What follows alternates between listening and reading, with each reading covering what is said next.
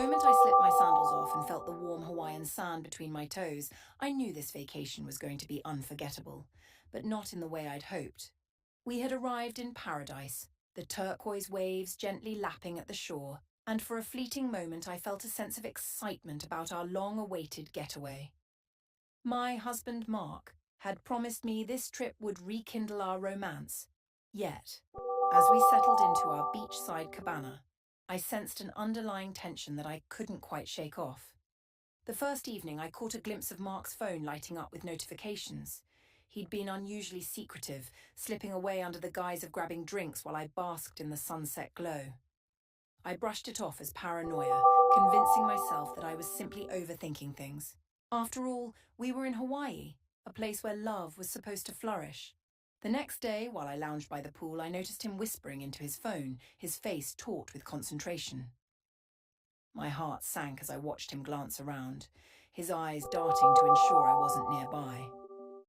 I tried to focus on the sound of the waves, the laughter of other couples around me, but the knot in my stomach tightened.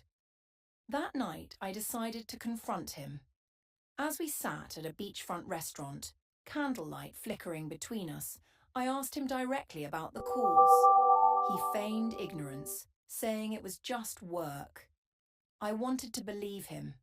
After all, he had planned this trip, had told me how much he loved me, and how he wanted to reconnect. But the words felt hollow, like the shell I found washed up on the shore, a beautiful facade hiding emptiness within.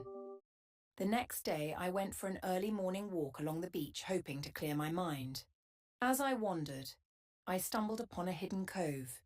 The tranquility was soothing, but it didn't last long.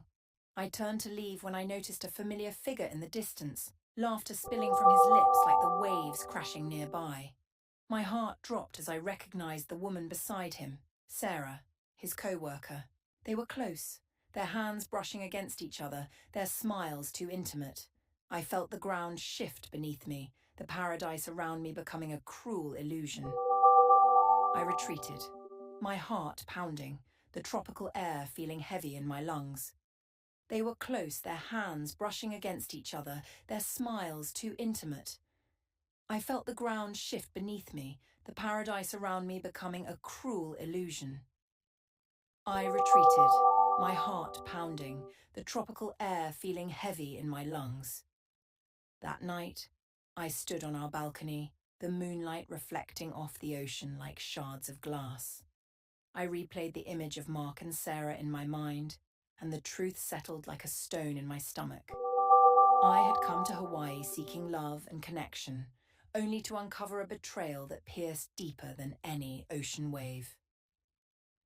As I faced the reality of my marriage crumbling, I felt a flicker of determination.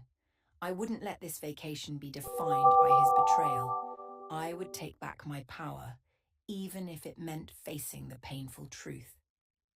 I closed my eyes, letting the sound of the waves drown out my fears.